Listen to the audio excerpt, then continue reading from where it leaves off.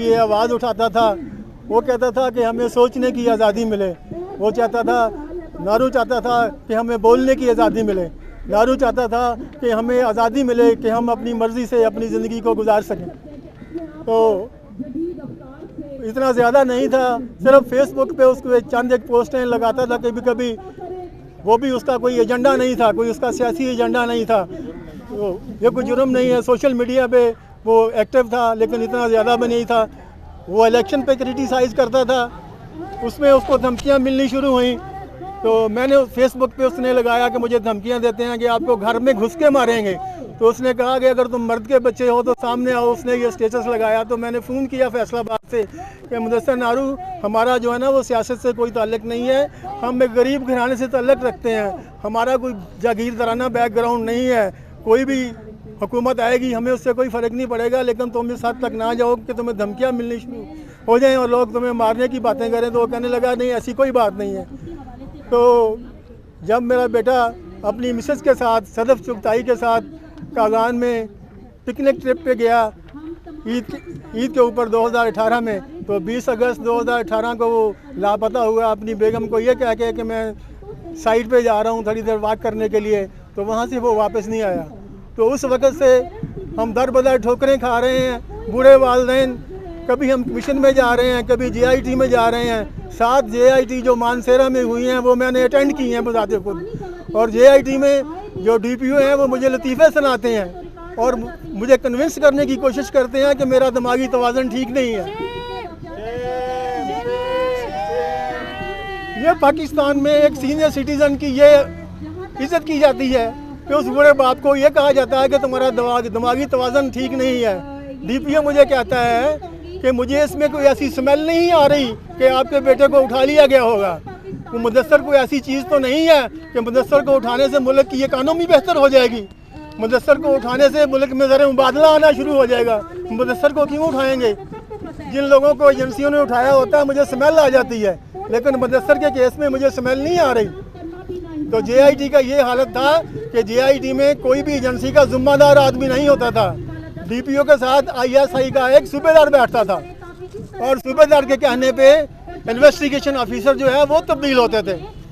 आप अंदाज़ा लगाएं कि 3 साल के अरसे में 7 इन्वेस्टिगेशन ऑफिसर तब्दील हुए और तकरीबन 3 या 4 जो हैं वो DPO तब्दील हो चुके हैं। और 3 साल के अरसे में एनफोर्स डिसअपीयरेंस जो कमीशन है, जिसके चेयरमैन जो हैं वो मशहूर ज़माना जावेद इकबाल, जस्टिस जावेद इकबाल हैं, और 2 रुकनी बेंच, दो मेंबर्स हैं। एक रिटायर्ड जज है फजल रहमान कोयटा से, जिसने मुझे कमीशन के ऑफिस में अपनी अदालत में मुझे हरास किया। मुझे कहा कि हम क्या समझते हैं सहाफ़ियों को, आप बड़े सहाफ़ी बने होंगे, अपने घर में होंगे।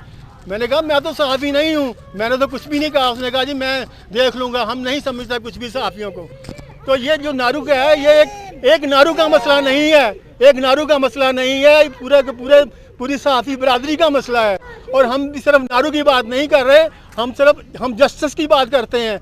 हम पूरे जितने जर्नलिस्ट हैं पाकिस्तान में, आज़ाद जर्नलिस्ट हैं, उनकी बात भी करते हैं। आज से 3 साल पहले अगर नारू के लिए आवाज़ बुलंद की होती तो उसके बाद जो जितने सहाफ़ी उठाए गए हैं, मुतीउल्लाह जान को ना उठाया जाता, उसके बाद और जितने असद तूर के साथ ये ज़्यादती ना होती, और इसके साथ दूसरे जो सहाफ़ी उठाए गए हैं वो ना उठाए जाते, इमरान शफकत को ना उठाया जाता। इमरान शफकत ने भी नारू के ऊपर एक ज़बरदस्त वीडियो की थी, उसको भी उठाया गया और दूसरे लोगों को भी धमकियाँ दी गई और हमें भी थ्रेट किया जाता रहा।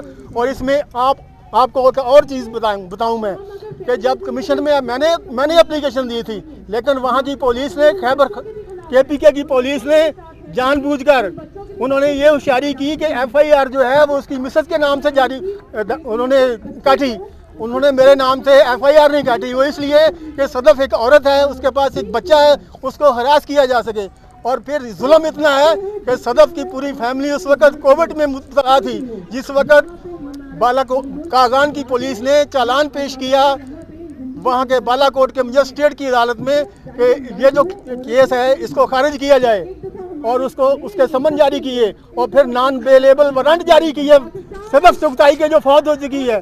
जो कंप्लेंट भी नहीं थी, उसको इसलिए कंप्लेंट बनाया गया था कि इसको हम डराएंगे, इसको हम धमकाएंगे, ये एफआईआर वापस ले लेगी। वहाँ के एसएचओ ने मुझे कहा कि आप एफआईआर क्यों कटवाते हैं। पहले पुलिस वाले एफआईआर काटने के लिए तैयार ही नहीं थे, तो कमीशन के कहने पर उन्होंने एफआईआर काटी, लेकिन एफआईआर काटी इस तरह के उन्होंने राना महमूद इकराम उसके वालिद की बजाय जो कंप्लेनेंट था सदफ चुगताई उसकी मिसेस के नाम की काटी, ताकि उसको बाद में डराया जा सके, उसको धमकाया जा सके। और हमने ये चीज़ कमीशन में रिकॉर्ड पे लेके आए कि हमें बताया गया कि मुदस्सर जो है एबटाबाद में है।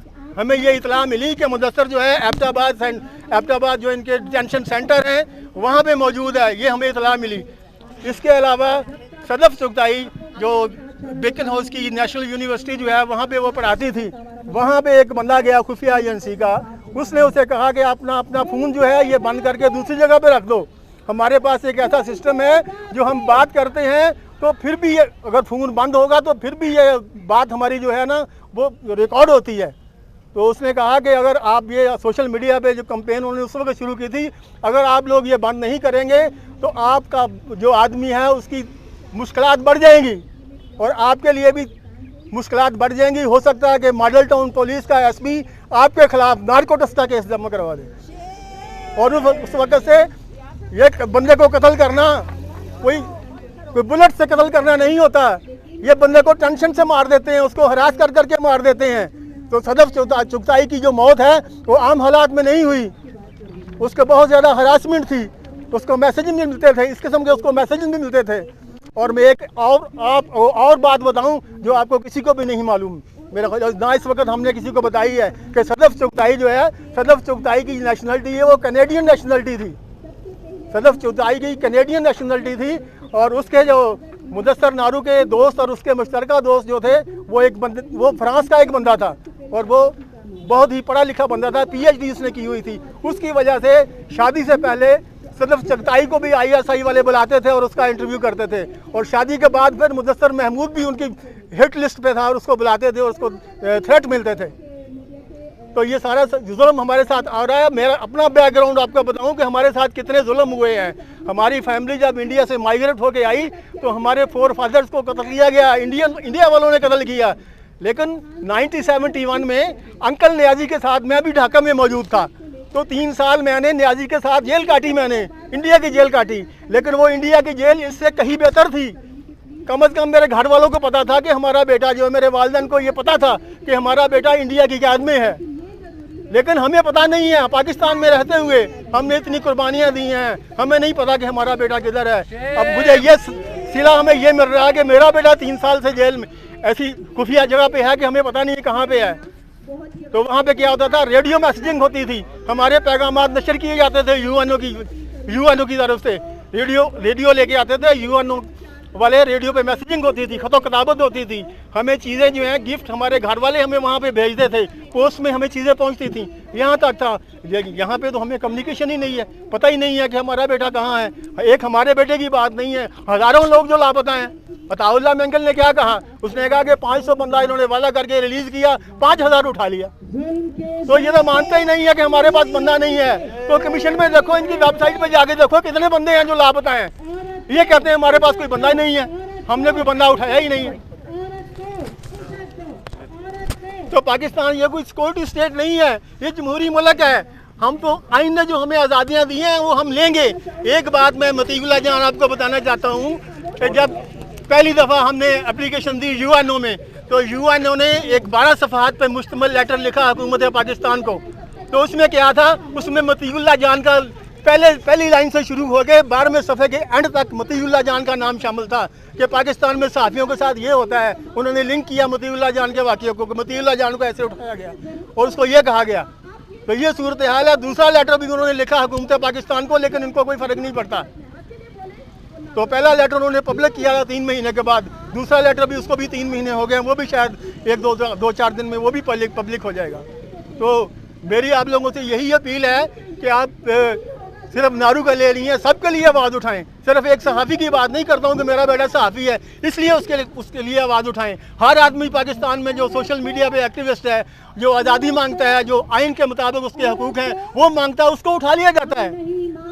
तो हमें तो आज़ादी चाहिए, हमें सोचने की आज़ादी चाहिए।